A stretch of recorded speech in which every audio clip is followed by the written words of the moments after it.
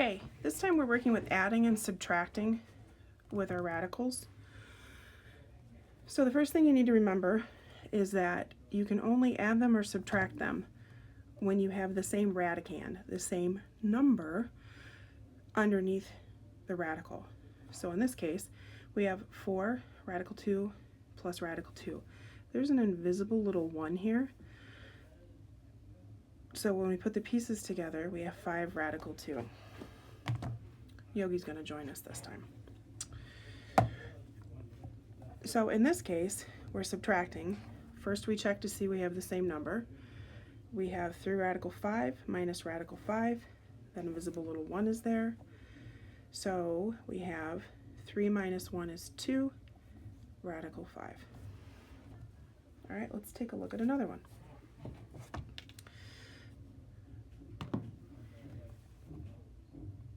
We have 5 radical 3 and radical 12.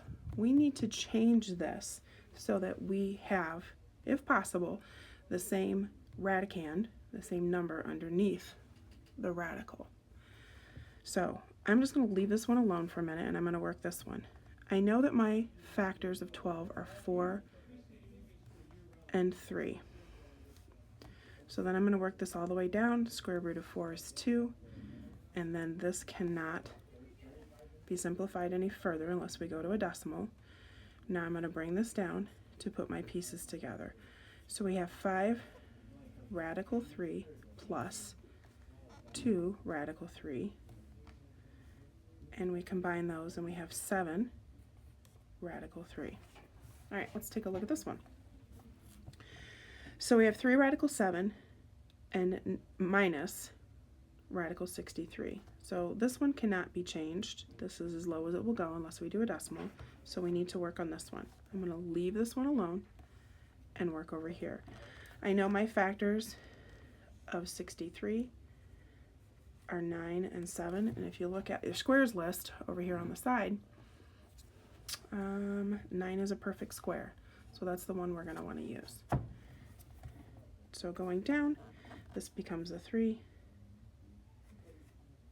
Radical 7, because I can't do anything with that at this point. And now I'm going to bring this one all the way down. I still have this in place. So we have a 3 radical 7 minus 3 radical 7. So if we look at our numbers, 3 minus 3 is 0. And then we have 0 radical 7, which just becomes 0. Give it a try.